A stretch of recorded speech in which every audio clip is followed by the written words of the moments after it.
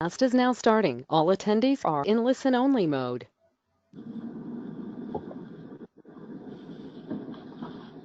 Good afternoon, everyone, and welcome to today's webinar, How Do I Publish a Book as part of the ALISE book series.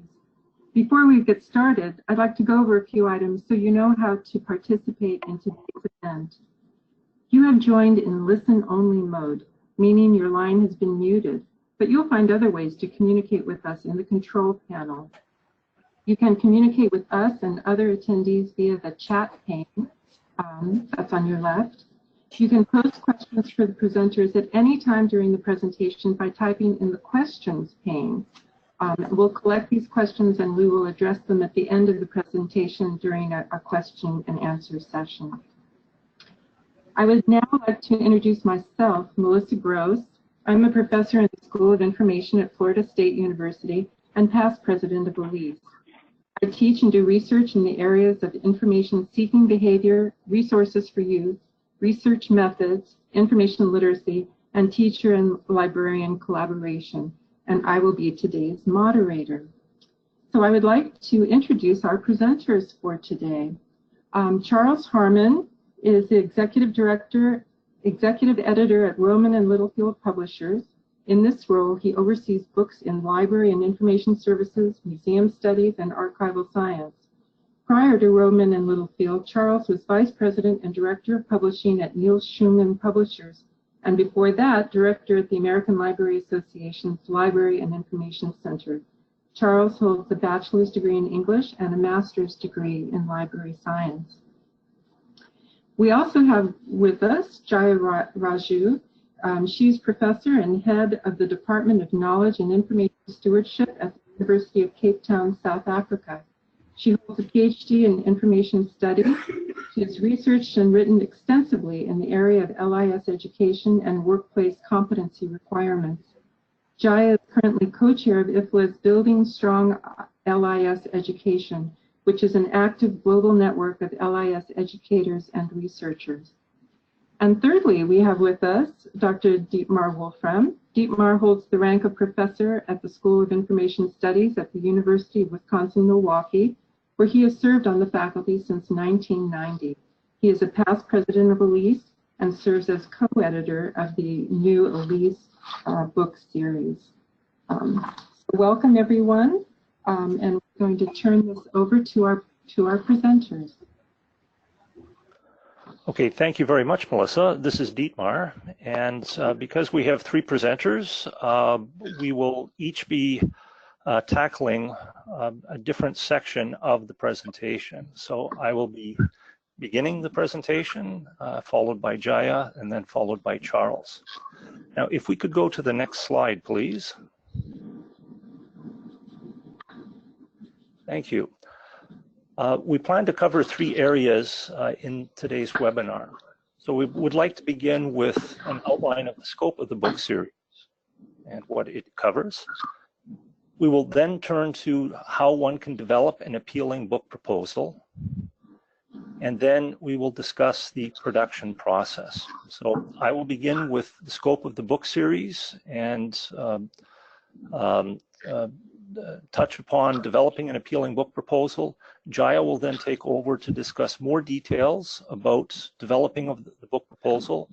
And then Charles will be discussing the production process. Next slide, please. So beginning then with the book series. When Jaya and I discussed what we would like to see from this book series, we wanted to make sure that we were fairly comprehensive in the types of books that we would like to see published as part of the series. And essentially, the types of proposals that we are looking to receive can relate to any relevant topic that addresses education and research in library and information science or allied areas. Now, on the ALISE website, we have a detailed list of potential topics that one could propose for the book series. And just to name a few that are listed, so in addition to library and education of library and information professionals, We are looking at both and would be interested in receiving proposals that address socio-cultural or international perspectives on library and information services, more technical issues dealing with information and communication technologies, looking at cultural heritage and preservation and promotion. Other allied areas that are also relevant would include data and knowledge management and aspects of data science. Additional allied areas could include human-computer interaction and design. More traditional areas of LIS, such as information organization and retrieval, information services and practices, and finally, scholarly communication in the digital era.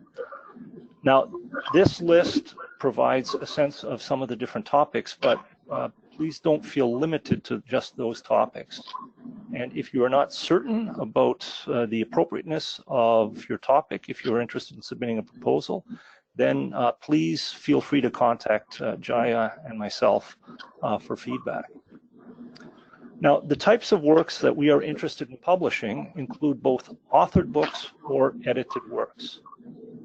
These could be singly authored, or there could be multiple authors.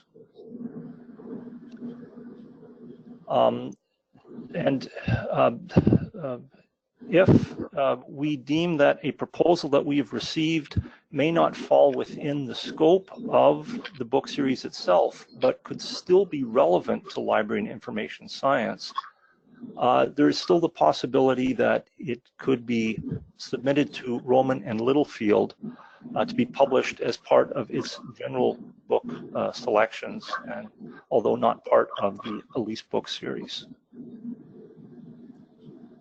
Next slide, please.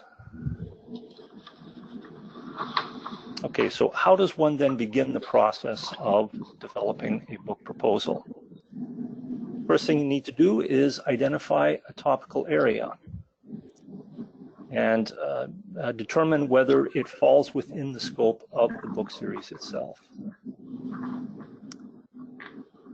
After that, it's important to do some research to see if there are currently any competing works in the area. Now, it may be possible that there are books that have been published in the past, but that's okay, because there are always new things happening in the field, and the profession and both in practice and research would benefit from updated coverage of various topics. It's also important to identify what is going to be new about your proposed topic. So what are you adding to the current array of documentation that is available on that topic? What distinguishes your work from some of the other existing works that are out there? Now, before you submit a formal proposal, both Jaya and I strongly recommend that you contact us with your initial ideas. Now, on the ALISE website, there is a link to a document that provides more information on what is expected in the proposal itself. And that will give you a sense of the type of documentation that you need to collect and present to us for our consideration. But as I mentioned, it's a very good idea to contact us first before you put a lot of effort into your proposal to make sure that the topic that you have in mind will fit within the scope of the book series itself. Next slide, please. And this is where I will turn over the presentation to Jaya. Thank you very much, Dietmar. A slight overlap, except that I'll be providing a few more details and overlap with the overview that Dietmar has just provided.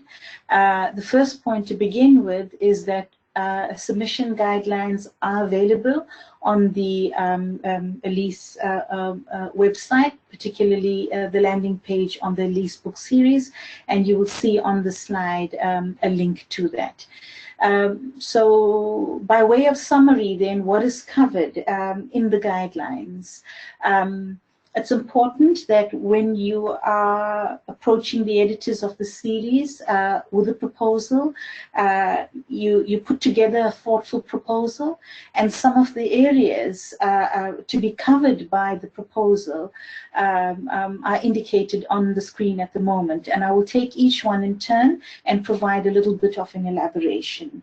The first one indicating why the book is needed. Dietmar touched a little bit on that, but I just want to say a bit more about it. Who would want to buy such a title and why? How is it going to be different from other books on the same topic? Dietmar did indicate that you should do a little bit of research to see what has been published previously in the area, and as he also indicated, there are always new trends in the field. Is your book going to be capturing the new trends? What gaps will it be filling? What is unique about the book that you are proposing? What is going to make it different from what has been published in the past? Or for that matter, how is it going to complement what already exists in the field? And of course, in your proposal then, to provide a tentative title and a summary for why the book is needed. So the title is important. And remember, if we say tentative title, it's a working title, because as you work through the text, you might want to make adjustments to the title. And, you know, along the way, you will be working with Dietmar and myself, and also from time to time consulting with Charles. And we might make suggestions as well in terms of the title. Make sure that the title captures the tone and the spirit of the book, and in a way encapsulates what the book is going to cover, or what the book covers. Please do not forget to provide a tentative table of contents, and that should provide a summary of the scope of coverage of the book. The contents page is very important, but remember, at this is a very, your proposal is the beginning stages. Your contents, your table of contents is not cast in stone. You will make changes to it as you develop your text. But in terms of your proposal, we will need a table of contents to get an idea as to what your coverage is going to be. Identify titles on the same topic published in the last 5 to 7 years. Both Dietmar and I have mentioned this already. The research, the background, that you cover, and how does your book, how does what you are proposing, how is it similar? How is it different? What are the common areas? What are the areas that are going to be different? Very importantly, showing us why it would be valuable to accept your proposal and take it forward for production of a book title. So in other words, you'll be attempting to identify what the competition of this book is going to be, how well it will sell, how well it will go down with the reading audience that you are targeting. If you are going, Dietmar mentioned, it can be an edited volume, or you can be a single author or maybe a co-author. So whatever the case might be, we would like to have brief biographies on the authors involved, or the editors involved. And of course, what then do you include in the biography? You need to emphasize your education and experience as it is relevant to the title that you are proposing. It is important that your proposal brings forward the authority, the expertise that you hold to write in that particular area. What is the position that you are writing from? And finally, in terms of the guidelines, give us an idea of how you target completion of the manuscript. What are you looking at? A 12-month period, an 18-month period, and how you intend to break that down to reach the final destination for completion of the book. You know, we need to get an idea as to what your target completion date is. May I have the next slide, please? Thank you.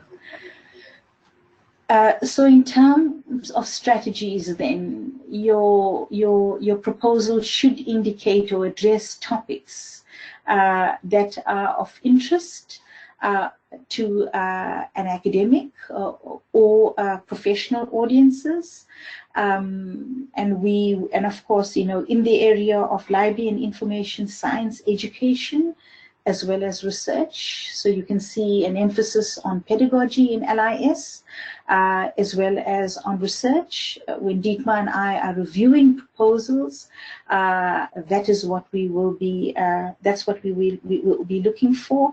We try and emphasize that it should be a scholarly text, epistemologically grounded, and with ALISE being an international professional body in LIS education, we're encouraging as well proposals from different parts of the world where we would like to see regional and national contexts around the world coming to the fore. But just a little bit of advice: if you are presenting a proposal that is reflecting LIS education or research in a particular region of the world, it should also be of interest to an international audience, so that it might be applicable or relevant to other parts of the world as well. So while we are encouraging proposals globally, we also need to be mindful of the fact that it should be internationally relevant. And finally, of course, to be addressing topics that are currently trending, that would be of interest, that would excite audiences, and you know, capture current trends, be it in education or research, LIS research. May I have the next slide, please?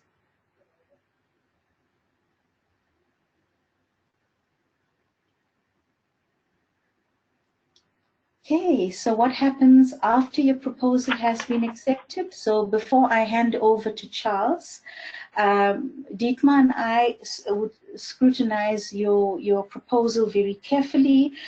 We take a very a demeanor that is encouraging, in the sense that if we find that there is maybe a bit of a gap in your proposal, we would give you the opportunity to fill that gap and revisit your proposal. So sometimes there's a little bit of toing and froing between Dietmar and myself as the editors, and you know, the prospective authors, and sometimes, you know, there's a little bit of time lapse, but eventually once we are happy with the proposal, then we hand over to Charles and say this is an accepted proposal. And at this point I would like to hand over to Charles for him to explain what happens after your book proposal has been accepted. Over to you, Charles. Thank you, Jaya. When Jaya and Dietmar approve a proposal, I will then send the potential author a contract to look at. And if you have any questions about the contract, we can talk about those. When everything's happy, you and I will both sign the contract. Then I will ask you to send me a tentative schedule for submitting chapters. I like to get chapters from authors as they write.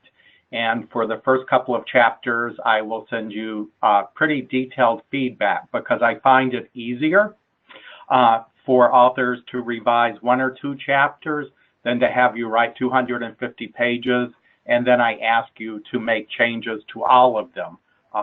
So it takes a lot less time to revise the first couple of draft chapters, and then the successive chapters can be done the same way.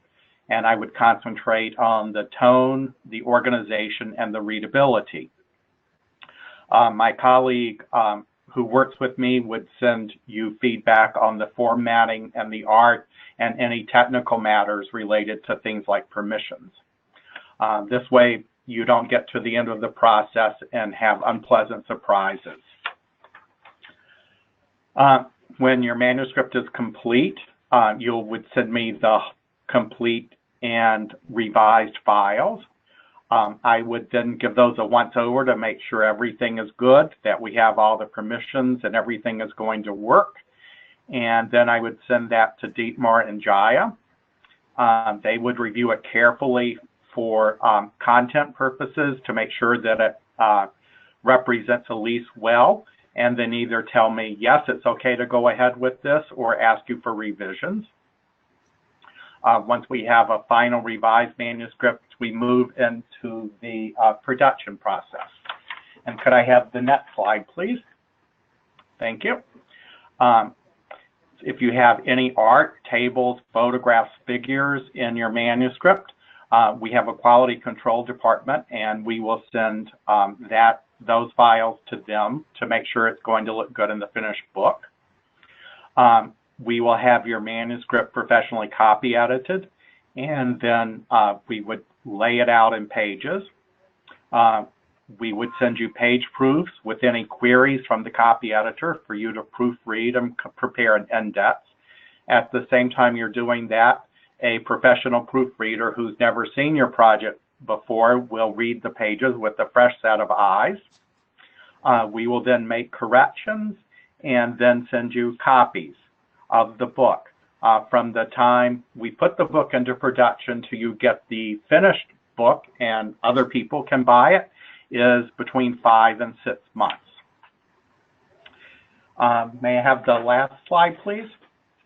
And the first 2 books in the ALISE series that are coming out in January and February, we have a biography of E.J. Josie by Renat Chancellor, and then Heidi Julian, Melissa Gross, who was our moderator, and Don Latham have the Information Literacy Framework, case studies of successful implementation.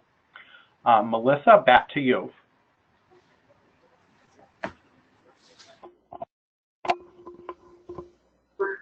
Whoops. Oh, I was just unmuted. I want to say thank you to our speakers, Dietmar, Jaya, and Charles. And we have some time now where we can answer questions. There aren't a lot of questions that have been submitted, so if you want to, if you have questions, now's the time to post them. And remember to use the questions pane in your control panel to do that. The one question that's there, the asker didn't include their name, his or her name, but the question is conversational stage. So I'm going to interpret that to be, is there someone I can talk to my idea about before I do this?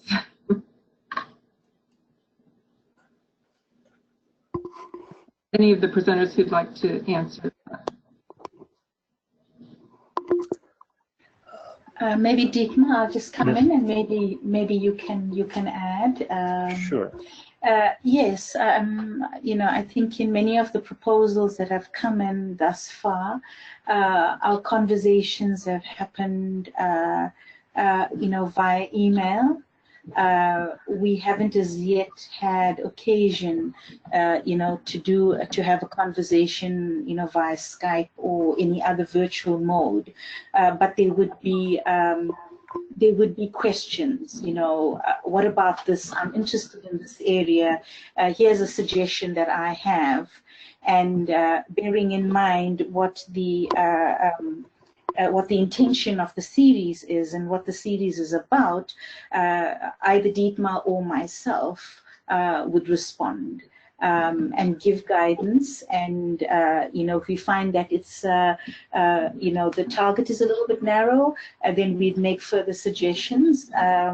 Yes, and provide guidance, and then that would develop into a proposal that grows, and I think that's pretty much the path that both the Information Literacy Framework book and the E.J. Josie book followed, before it kind of developed into the advanced stages of book production. So yes, in short, to answer that question, there is a conversational stage, and thus far we've done it via email communication. Dietmar, I'm not sure if I've missed out something, and maybe you'd like to elaborate. Certainly. Jaya has covered the process very well. What I would like to add is that this is an iterative process. So it's not like you just send us a message and we say yes or no. As Jaya mentioned, we usually like to get as much information as we can about the nature of the proposed work, and we will provide some suggestions if we feel the focus is too narrow, or if we feel that there is an additional area that could be investigated that is perhaps of timely interest. The length of time that this takes really depends on how well developed the ideas are. So once we do get a formal proposal, we do try to respond to the proposers within 1 month. And prior to that, we may have already had some conversations or email exchanges that may have extended over a period of several weeks or even longer. But yeah, the intent is to make sure that the proposal that is submitted is going to be the strongest possible and will be of the greatest interest to the potential audience out there. Thank you. Another question that's been submitted asks, does the publisher handle copy editing and indexing? I can answer that. We do the copy editing. Most of our authors, particularly in the library services area, do their own indexes. If an author doesn't want to do their own index, we can make alternate arrangements. Most of the ALISE authors who don't want to do their own index usually contract with the student on campus to do it for them. And are there any other questions? I'm waiting for others to post. I think, and the question about the conversational stage was Nora Bird.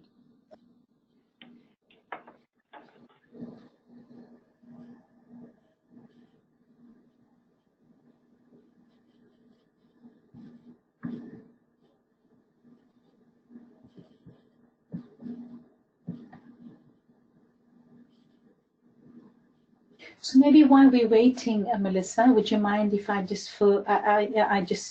commented on something while we're waiting for more questions to come in?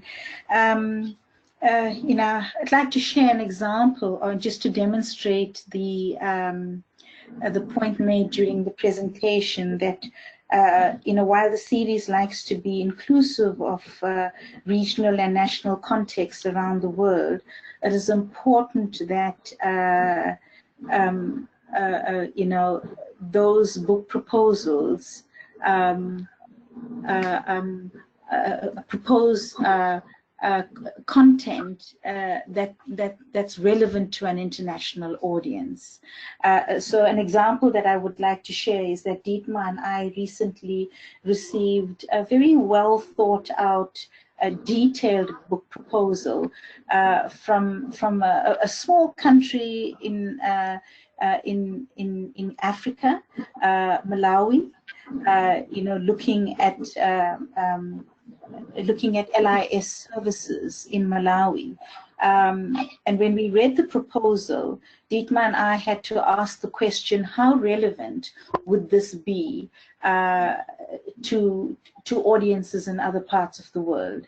So we wrote back to the proposers and indicated to them that while it was a very carefully prepared proposal, we felt that it was too locally focused. And Malawi being a developing country in the world, we would also like to see it have relevance to other developing parts of the world.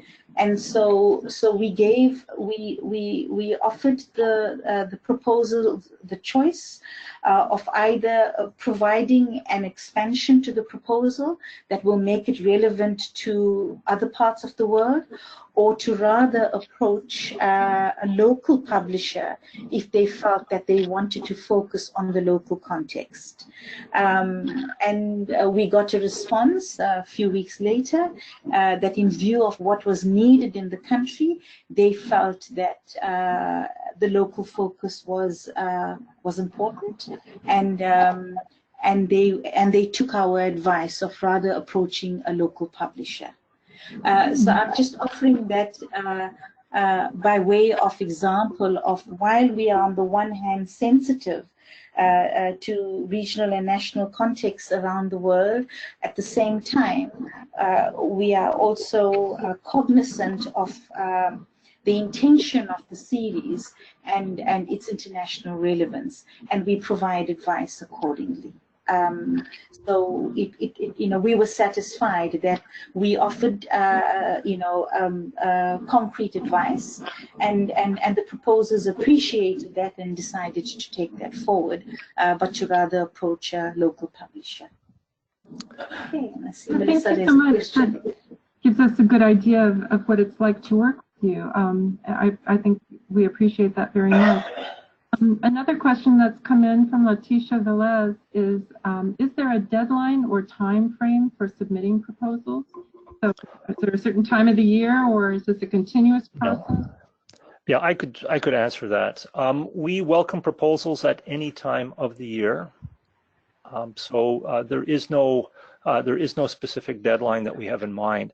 A couple of times a year, we will send out messages to remind prospective authors that we are interested in receiving proposals. Again, there are no deadlines that are associated with that. Now, where there may be some deadlines, and this would be post-proposal stage, is if perhaps there is an edited work that is seeking chapters as part of their work.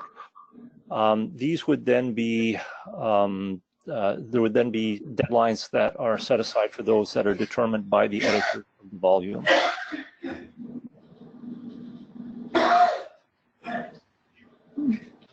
Thank you, Dietmar. And we're again for more questions, if anyone has questions to ask.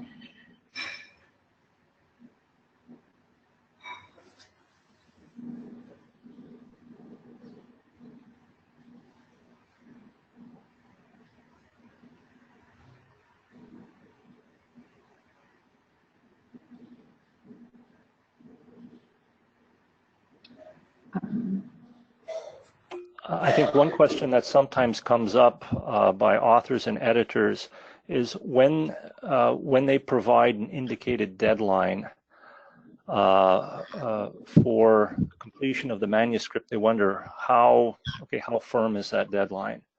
If I miss that deadline, is the contract suddenly canceled? And based on my experience with several publishers, I think there is some flexibility there. And Charles, if you wanted to chime in on this as well, so that if something comes up, that there is some flexibility to extend the deadline. Yes, I would say in about a third of the books we end up extending the deadline. Everybody has life happen to them, and we certainly are willing to extend the deadline. I wonder perhaps you could talk a little bit about the components of the publishing contract, because you know, there are things that are in there like, do you get a copy of the book? What are the royalties? That kind of thing.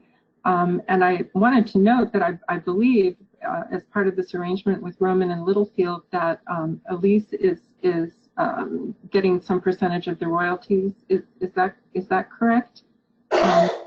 And I just, you know, what are important points to really think about when you're looking at the contract?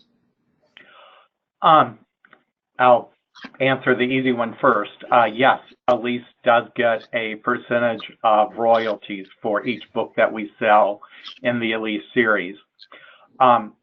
Almost all book publishing contracts have the same clauses, mostly in the same orders, the first clause is usually the rights clause, which gives the publisher the exclusive right to distribute the work. There's a manuscript clause that says when the manuscript is due, approximately how long it should be, and what kind of art and how much art is to be expected in the manuscript. There's a clause that says that the authors attest that all of the work is his or her own and has not been published elsewhere. If something has been published elsewhere, that you're delivering to us a permission to publish it so that we both don't get sued. There's a delineation of responsibilities of the publisher and the author. There's a copyright clause. There's a clause, as Melissa said, that says how many complimentary copies of the book you get. There's a termination clause. There's a clause that says for us that the contract is to be interpreted according to the laws of the state of Maryland, where we are headquartered. And then there's the signature. If I'm forgetting something that somebody has a question about, let me know. Well, if we're doing an edited book, then all edited books sign the contract, or just the editors? The people that we contract with are the volume editors. The chapter contributors sign a permission to publish form that says that the work is their own and they give us the right to publish it. Very good. We have a question from Africa Hands, and who wants to know who owns the copyright? What is that agreement? When we send the contract out, the contract says that that the copyright will be registered in the publisher's name. If that's an issue for the author, we can change that to registering the copyright in their name. Good to know. Good to know.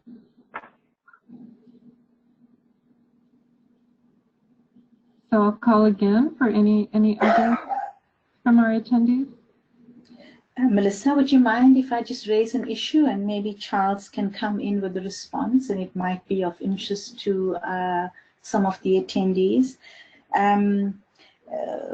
We encourage proposals that are scholarly grounded, which means the text has to be carefully referenced. So Charles, I was just wondering if maybe you could provide some guidance on referencing style and the way the footnotes are presented, because that is often a question and that is asked. Certainly. Our house style is Chicago, so we prefer things in Chicago.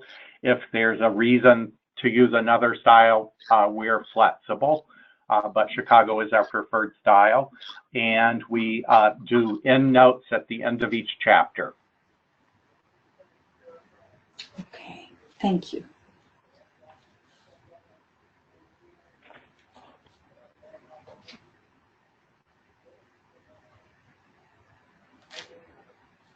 Well, if there are no other questions or no other comments from our presenters, I think perhaps we're done here.